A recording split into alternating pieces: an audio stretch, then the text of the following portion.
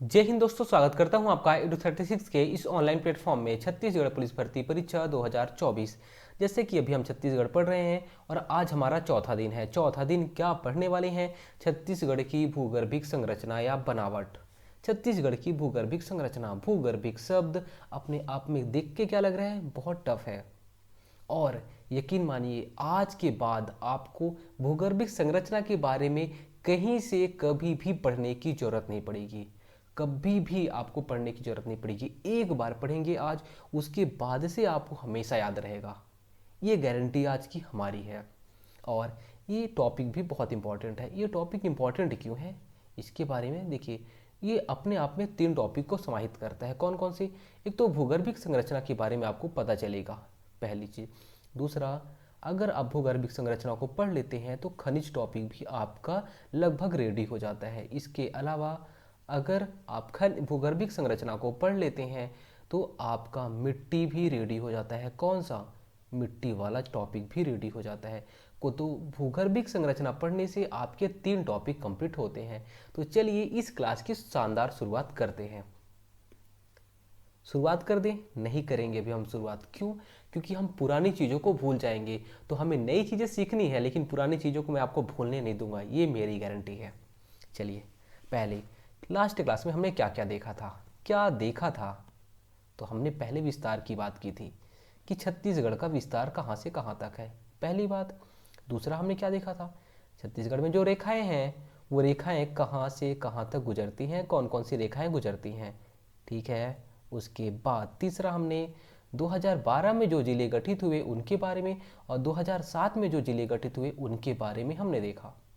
इतनी चीज़ें हमने बात की थी लास्ट क्लास में। पहले टॉपिक पे आते हैं, विस्तार, छत्तीसगढ़ का विस्तार। छत्तीसगढ़ का विस्तार कहाँ से कहाँ तक है? तो हमने उसमें क्या देखा था? छत्तीसगढ़ का अक्षांशीय विस्तार सबसे पहले देखा था, ठीक है। समझ में आ रहा है ना? नहीं, समझ में नहीं आएगा क्योंकि लास्ट क्लास में हमने समझाया था। अभी तो हमने कुछ समझाया ही नहीं है। मैं तो आपसे पूछ रहा हूँ कि अक्षांशीय विस्तार कहाँ से कहाँ तक है, बताइए। 17 डिग्री 46 मिनट से लेके 24 डिग्री 5 मिनट तक छत्तीसगढ़ का अक्षांशीय विस्तार है। छत्तीसगढ़ कौन से अक्षांश पर स्थित है? तो छत्तीसगढ़ उत्तरी अक्षांश पर। क्या? उत्तरी अक्षांश पर। क्योंकि भारत भी उत्तरी अक्षांश का हिस्सा है तो छत्तीसगढ़ भी उत्तरी अक्षांश वाले हिस्से पे आता है। और उत्तरी अक्षांश में कहाँ से कहाँ तक? तो छत्तीसगढ़ का अक्षांशीय विस्तार 17 डिग्री 46 मिनट से लेके 24 डिग्री 5 मिनट तक है। इतना बस आपको याद रखना है, इससे ज़्यादा बिल्कुल नहीं याद रखना है, ठीक है। चलिए, अब देशांतरी विस्तार। अब देशांतरी विस्तार बताइए। देशांतरी विस्तार कहाँ से कहाँ तक है? तो छत्तीसगढ़ का देशांतरी विस्तार 80 डिग्री 15 मिनट से लेके 84 डिग्री 25 मिनट तक छत्तीसगढ़ का देशांतरी विस्तार है। छत्तीसगढ़ का देशांतरी विस्तार 80 डिग्री 15 मिनट से लेकर 84 डिग्री 25 मिनट तक है। छत्तीसगढ़ कौन से देशांतरी विभाग में आता है? तो छत्तीसगढ़ पूर्वी देशांतर में आता है। जैसे भारत पूर्वी देशांतर में है तो छत्तीसगढ़ भी पूर्वी देशांतर में है। अब जो ये 17 डिग्री 46 मिनट है, ये कहाँ से गुजरता था? बताइए बताइए, याद है क्या? याद है? कहाँ से गुजरता था 17 डिग्री 46 मिनट? अरे सुकमा, ये है सुकमा का कोंटा।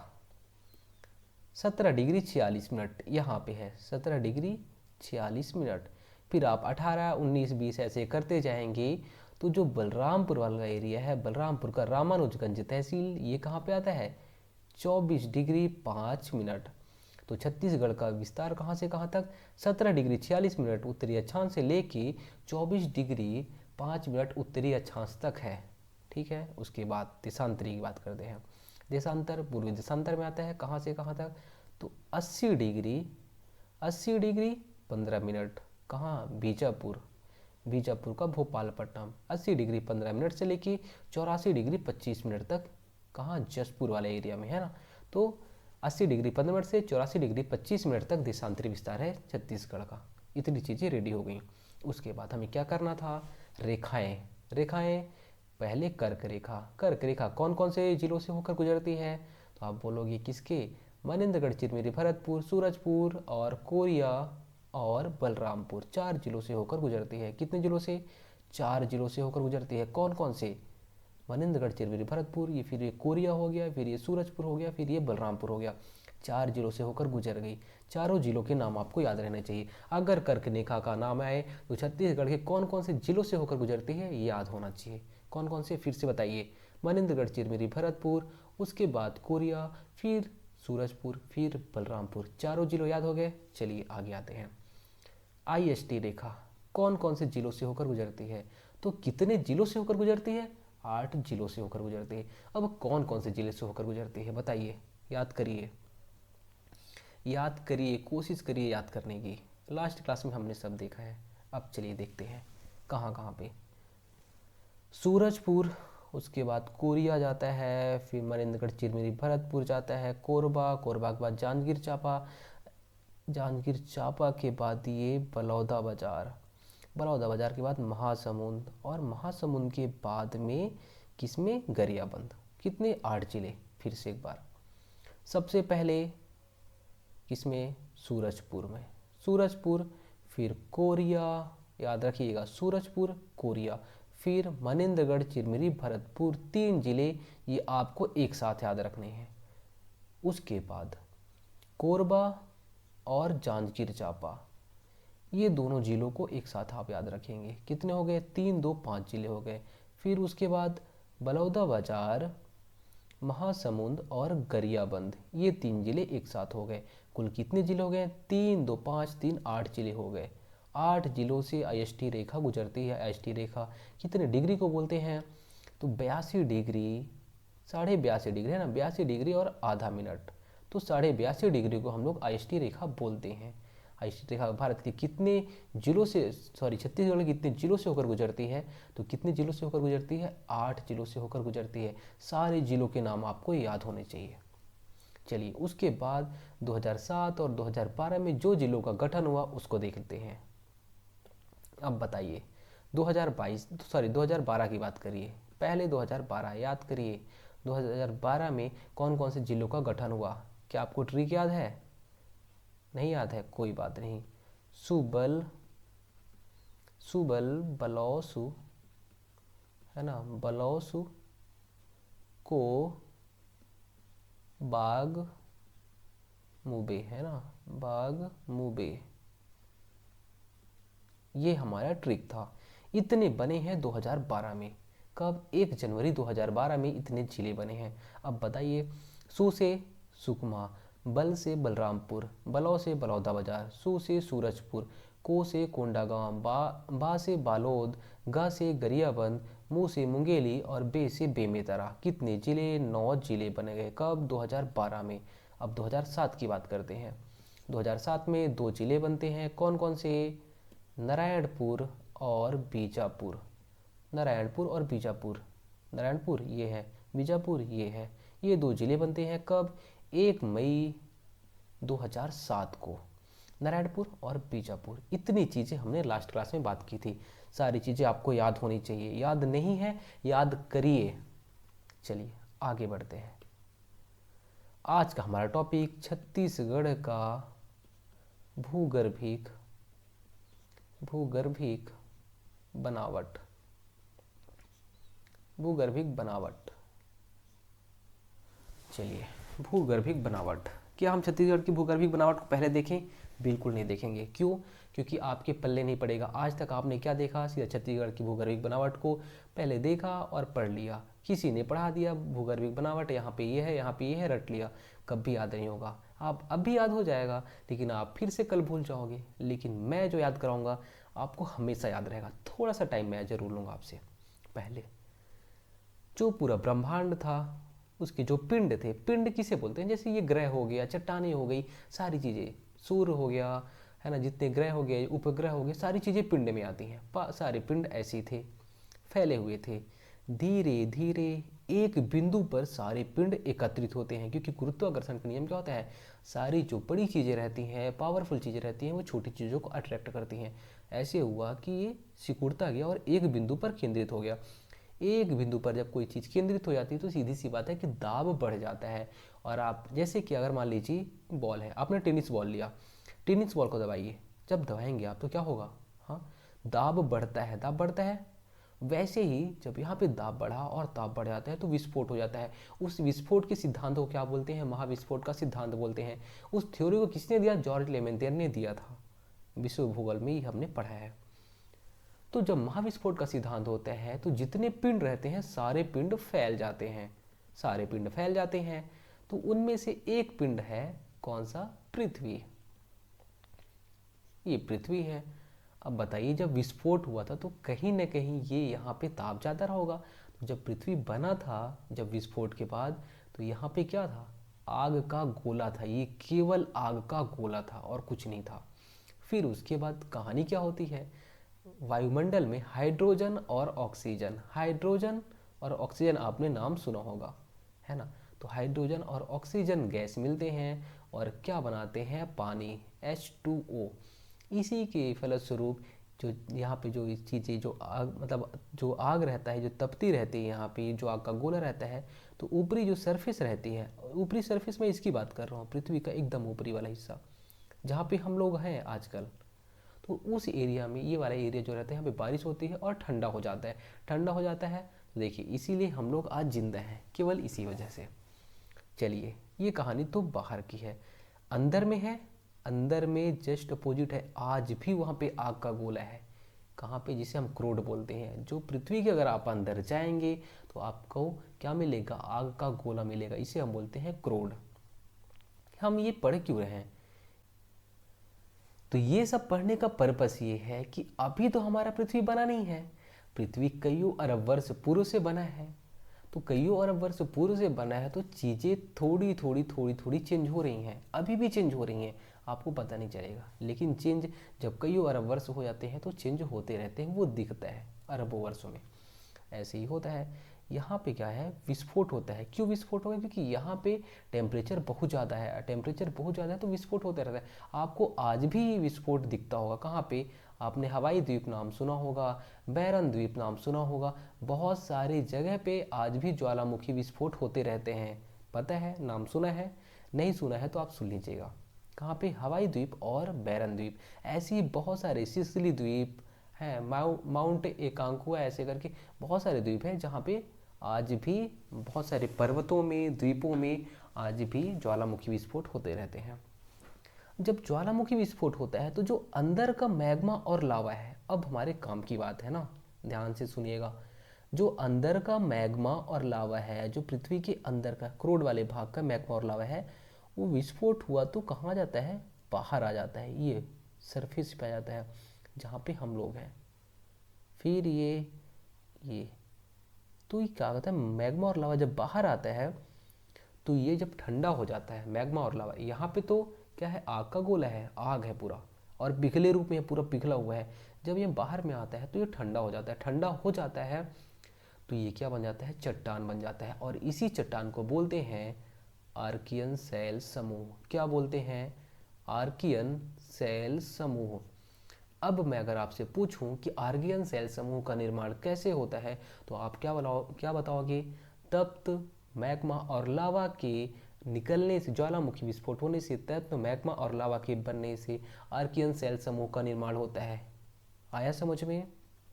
तब तो मैग्मा और लावा जब पृथ्वी के सरफेस पे आती है तो जब ये ठंडी हो जाती है तो आर्कियन सेल समूह का निर्माण होता है। अब बताइए कि जब ये मैग्मा है, यहाँ क्या आर्कियन सेल समूह में आपको जीवाश्म मिलेंगे? अभी जीवाश्म में क्या हो गए? अरे जीवों के अंश बाबा, जीवों के अंश यहाँ पे मिलेंगे? बिल्कुल नहीं मिलेंगे। क्यों? क्योंकि तो लावा और मैग्मा है, यहाँ पे जीव कहाँ रहेंगे भाई? इतने तपती आग के गोले में जीव तो रह नहीं सकते, तो यहाँ पे जीव रहेंगे क्या? नहीं रहेंगे। दूसरी चीज़, अगर मैं आपसे ये पूछता हूँ कि पृथ्वी का या फिर सबसे पुराना सेल समूह क्या है, तो आप क्या बताओगे? सबसे पहले तो यही आर्कियन का ही निर्माण हो रहा है, क्योंकि यहीं से देखिए तब तो मैग्मा और लावा निकला, आर्कियन सेल समूह का निर्माण हुआ। तो अगर पूछे कि सबसे पहले कौन से सेल समूह का निर्माण हुआ, तो आर्कियन सेल समूह का निर्माण हुआ। ठीक है। इसके बाद आर्कियन सेल समूह का बहुत सारे सालों तक ऐसे ही रहता है। उसके बाद देखिए, मैं अरबों सालों की बात कर रहा हूँ क्योंकि यहाँ पे जो चेंजेस होते हैं वो एक दो साल में नहीं हो रहे हैं। आर्कियन सेल समूह से धारवाड़ सेल समूह का निर्माण होता है। और धारवाड़ सेल समूह का निर्माण होता कैसे है? अपर्दन और निक्षेपण की प्रक्रिया होती है। जो ये आर्कियन सेल रहेंगे, आर्कियन सेल बनेंगे कैसे? मैग्मा और लावा के ठंडा होने से। फिर ये आर्कियन सेल समूह में अपरदन होगा और अपरदन के बाद धारवाड़ सेल समूह बनेंगे। अब धारवाड़ सेल समूह देखिए, आपको इतना तो पता ही होगा कि जो पत्थर है, ये पत्थर है, पत्थर से ही मिट्टी का निर्माण होता है। तो क्या मिट्टी का निर्माण तुरंत हो जाता है? नहीं होता ना, कईयों सौ साल लग जाते हैं, तब थोड़े से हिस्से का मिट्टी का निर्माण होता है इन पत्थरों से। तो सोचिए, आर्कियन सेल समूह से धारवाड़ सेल समूह को भी तो चेंज होने में काफ़ी टाइम लगेगा, है ना। तो आर्कियन सेल समूह से किसका निर्माण होता है? धारवाड़ सेल समूह का। अब धारवाड़ सेल समूह के बारे में आपको कुछ कुछ चीज़ें याद रखनी चाहिए। क्या? इसका निर्माण आर्कियन सेल समूह से होता है, पहला। दूसरी चीज़ें कि धारवाड़ सेल समूह में धात्विक खनिजें बहुत ज़्यादा पाई जाएंगी। क्या? धात्विक खनिज। धात्विक खनिज में आता क्या है? लोहा हो गया, सोना हो गया, ये सारी चीज़ें धात्विक खनिज में आएंगी। तो धात्विक खनिज से संपन्न कौन सा सेल समूह है? धारवाड़ सेल समूह। और ये परतदार रहता है, जो इसके चट्टानें रहेंगी वो परत के रूप में पाई जाएंगी। इतना चीज़ें आपको याद रखना है कि इसमें धारवाड़ में। अब धारवाड़ के बाद कौन से सेल समूह का निर्माण होता है? तो आप क्या बोलोगे? कडप्पा सेल समूह का निर्माण होता है। धारवाड़ सेल समूह के बाद कडप्पा सेल समूह का। इसका निर्माण क्यों हुआ? अपर्दन और निक्षेपण की प्रक्रिया के द्वारा। अपर्दन और निक्षेपण की प्रक्रिया जब धारवाड़ सेल समूह में होती है तो कडप्पा सेल समूह का निर्माण होता है। कईयों सौ साल लग जाते हैं, तब कडप्पा सेल समूह का निर्माण होता है। धारवाड़ से कडप्पा में चेंज होने के लिए कईयों सौ साल लगेंगे, ठीक है। अब कडप्पा सेल समूह में क्या पाया जाता है? तो क्या पाया जाएगा यहाँ पे? पहली बात तो ये परतदार चट्टान है, बहुत ज़्यादा परत पाई जाएगी। दूसरा, यहाँ पे चूना पत्थर बहुत ज़्यादा पाया जाएगा। खनिजों की बात की जाएगी तो चूना पत्थर अगर किसी खनिज सेल समूह में पाया जाएगा तो कडप्पा सेल समूह में पाया जाएगा। उसके बाद कडप्पा सेल समूह के बाद विंध्यन सेल समूह, इसमें भी वही प्रक्रिया, विंध्यन, कडप्पा से विंध्यन सेल समूह बनता है। उसके बाद ये हो गया हमारा भारत। रुक जाइए, अभी मैं विंध्यन से और में चेंज करने के लिए मैं आपको बता रहा हूँ। ये हो गया हमारा भारत, मान लीजिए ऐसे। और हमारा छत्तीसगढ़ किसका पार्ट है? प्रायद्वीपीय भारत का पार्ट है, आपको पता होना चाहिए। प्रायद्वीपीय भारत में होता क्या है कि एक यहाँ पे जो वाला एरिया है, यहाँ पे ज़मीन धंस जाती है। ज़मीन धंस गई तो यहाँ पे जो जीव जंतु हैं, पेड़ पौधे हैं, वो क्या होंगे? दब जाएंगे। अब जब पेड़ पौधे और जीव जंतु दब जाएंगे तो काफ़ी टाइम बाद ये जो जीव जंतु रहते हैं, पेड़ पौधे रहते हैं, यहाँ से क्या होता है? जीवाश्म बन जाते हैं, जीवाश्म। और यहाँ से कोयला, ये जो जीवाश्म रहेंगे ये किसके रूप में आते हैं? तो कोयला, पेट्रोल, आपने नाम सुना होगा, कोयला, पेट्रोल, डीजल, ये सारी चीज़ें बनती हैं। तो कैसे बनती हैं? जो जीवाश्म है, जो जीव है, वो दब जाते हैं कईयों सौ साल तक। जब दबे रहते हैं तो ताप और दाब के कारण ये इस रूप में चेंज हो जाते हैं, किसके? कोयला और पेट्रोल के रूप में चेंज हो जाते हैं। आया समझ? इसे ही हम बोलते हैं क्या? गोंडवाना सेल समूह। आया समझ में? आया ना? आ रहा होगा। चलिए, गोंडवाना सेल समूह कैसे बनता है? जो जीवों के अंश रहते हैं, जो वहाँ पे जमीन धंसी थी, कहाँ पे? प्रायद्वीपीय भारत में। तो जीव थे, वो जीव किस में चेंज हो गए थे? कोयला और पेट्रोल में चेंज हो गए थे। इसे ही हम गोंडवाना सेल समूह बनते हैं, बोलते हैं, ठीक है। अब गोंडवाना सेल समूह, उसके बाद कईयों सौ साल ऐसे ही चलते रहते हैं। उसके बाद फिर जो प्रायद्वीपीय भारत का पठार आता है, जो प्रायद्वीपीय भारत वाला एरिया, यहाँ पे फिर से क्या होता है? ज्वालामुखी विस्फोट होता है। क्या? ज्वालामुखी विस्फोट हुआ। जब ज्वालामुखी विस्फोट हो गया तो फिर से मैग्मा और लावा बाहर निकला। मैग्मा और लावा जब बाहर निकलता है तो यहाँ भी कौन से चट्टानों का निर्माण हो जाता है? तो यहाँ पे कौन से चट्टान का? दक्कन ट्रैप चट्टान का निर्माण हो गया। दक्कन ट्रैप चट्टान का निर्माण हो जाता है। इतनी चीज़ें आपको समझ में आई होंगी। दक्कन ट्रैप सेल समूह में क्या पाया जाता है? तो यहाँ पे बॉक्साइट पाया जाता है, बॉक्साइट। गोंडवाना में कोयला, पेट्रोल पाया जाएगा। आया समझ में? एक बार फिर से समझेंगे इसे, क्योंकि ये समझ में आ गया तो आप आज जो टॉपिक पढ़ने वाले हैं वो लगभग आपने कंप्लीट कर लिया है। बस थोड़ा सा बात और करेंगे, थोड़ी सी बात और होगी बस। पृथ्वी पहले, जैसे कि पूरा ब्रह्मांड है, वो एक छोटे से बिंदु पर केंद्रित था। फिर उसके बाद विस्फोट होता है, महाविस्फोट का सिद्धांत। फिर पृथ्वी भी हमारा एक पिंड रहता है, पिंड। और जब ये आग का गोला रहता है, उसके बाद फिर यहाँ पे ज्वालामुखी विस्फोट होते हैं। ज्वालामुखी विस्फोट होने के बाद क्या आर्कियन सेल समूह का निर्माण होता है। फिर आर्कियन सेल समूह के अपरदन और निक्षेपण के बाद धारवाड़ सेल समूह का निर्माण होता है। धारवाड़ सेल समूह के अपरदन और निक्षेपण के बाद कडप्पा सेल समूह का निर्माण होता है।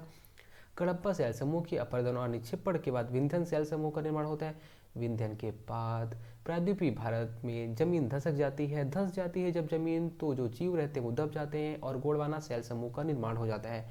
गोंडवाना सेल समूह का निर्माण के बाद फिर से यहाँ पे विस्फोट होता है प्रायद्वीपीय भारत में और फिर दक्कन ट्रैप सेल समूह का निर्माण होता है। अब दक्कन ट्रैप सेल समूह में क्या पाया जाएगा, जब भी दक्कन ट्रैप सेल समूह की बात की जाएगी तो बॉक्साइट पाया जाएगा।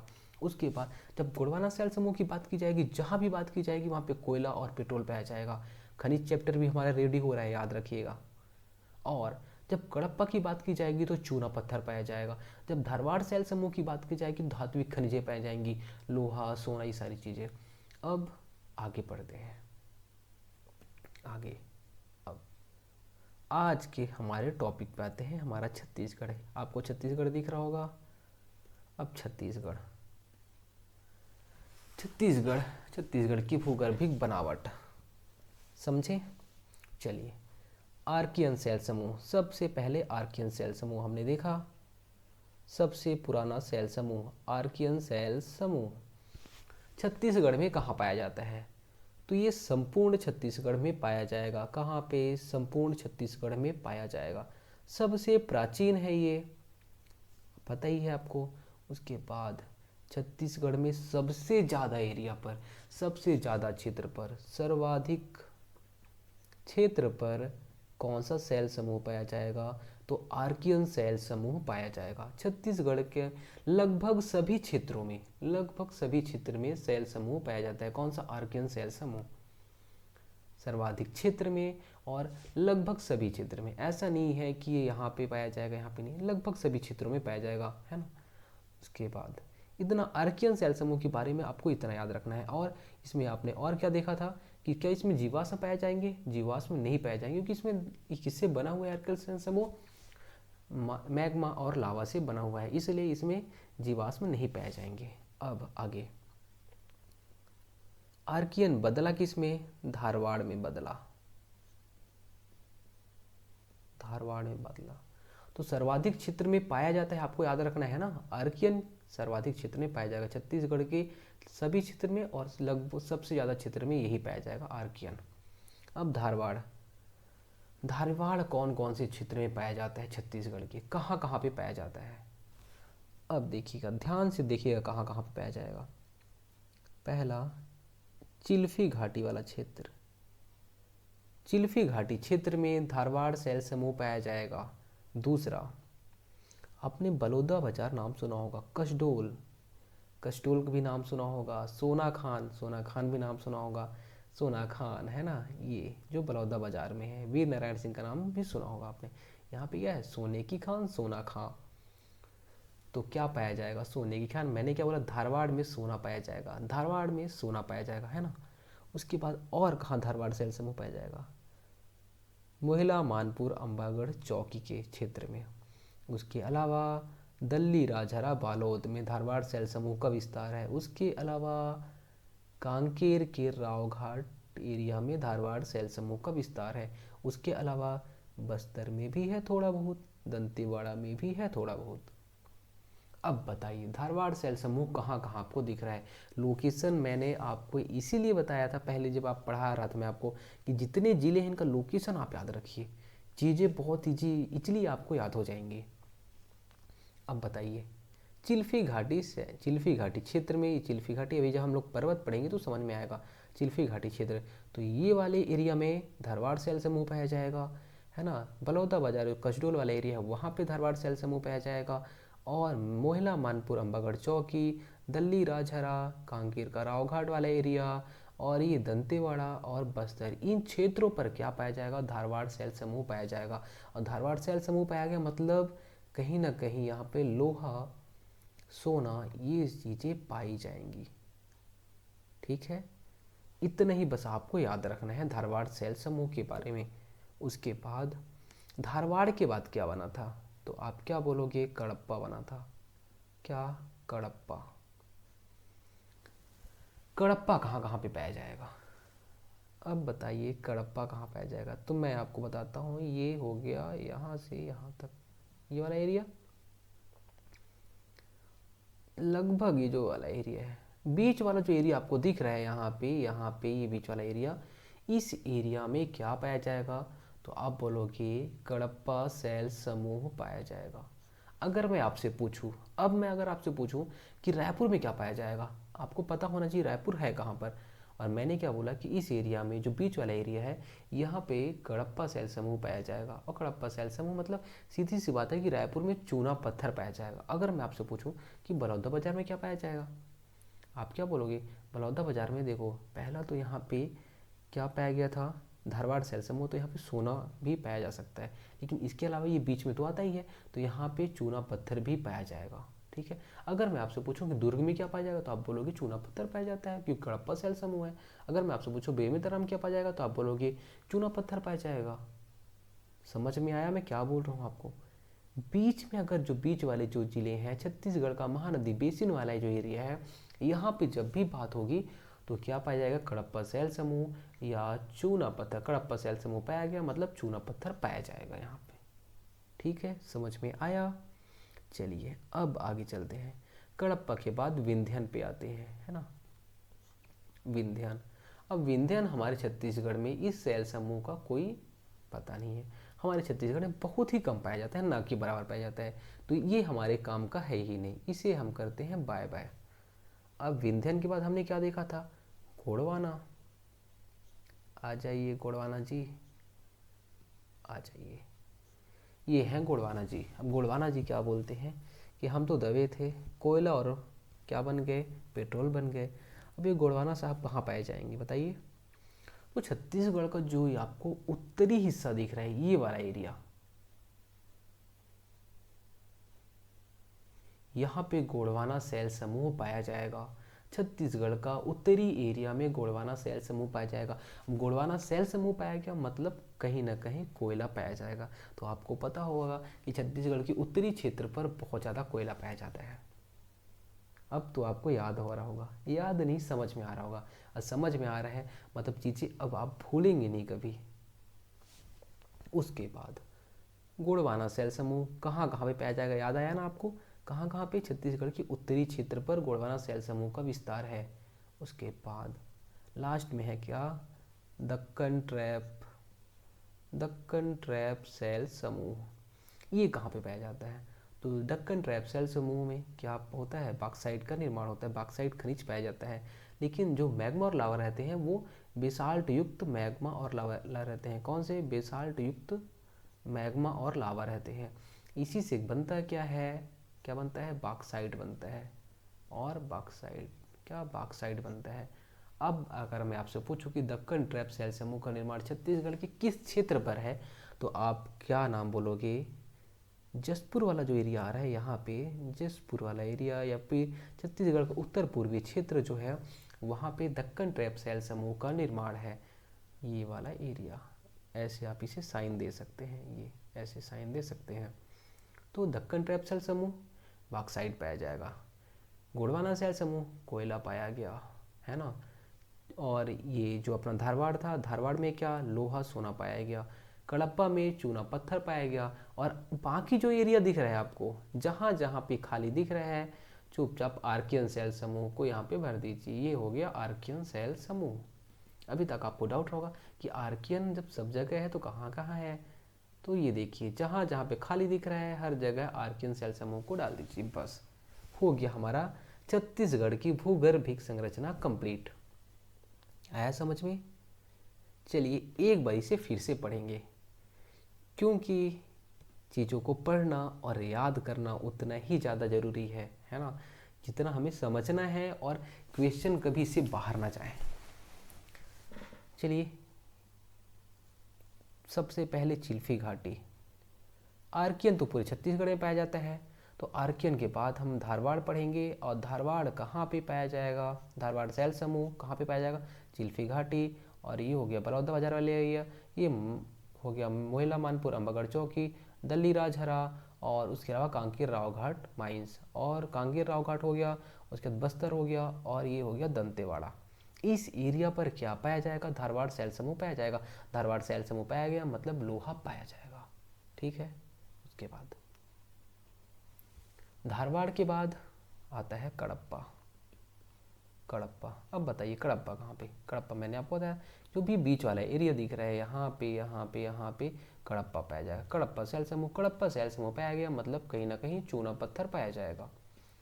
अब मैं किसी भी जिले का नाम ले लूँ ये बीच वाले में, आप क्या बोलेंगे? चूना पत्थर पाया जाएगा वहाँ पे, है ना। रायपुर में चूना पत्थर, दुर्ग में चूना पत्थर, बेमेतरा में चूना पत्थर, महासमुंद में अगर होता है तो मान लीजिए महासमुंद में चूना पत्थर। अगर मैं किसी भी एरिया का नाम करूँ तो आपको क्या बोलना है? चूना पत्थर पाया जाएगा। अगर पाया गया तो चूना पत्थर पाया जाएगा, नहीं तो कुछ नहीं, लोहा भी नहीं पाया जाएगा, सोना भी नहीं पाया जाएगा। ठीक है। उसके बाद कडप्पा के बाद विंध्यन। विंध्यन शैल समूह का छत्तीसगढ़ में कोई दिक्कत नहीं है, यहाँ पे है ही नहीं तो क्या पढ़े हम इसको। चलिए, विंध्यन के बाद गोंडवाना।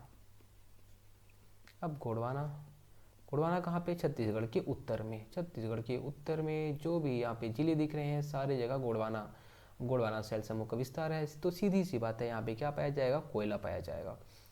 गोंडवाना के बाद आता है दक्कन ट्रैप शैल समूह। दक्कन ट्रैप शैल समूह कहाँ पे है? छत्तीसगढ़ के उत्तर पूर्वी एरिया में, जसपुर वाले एरिया में यहाँ पे पाया जाएगा दक्कन ट्रैप शैल समूह।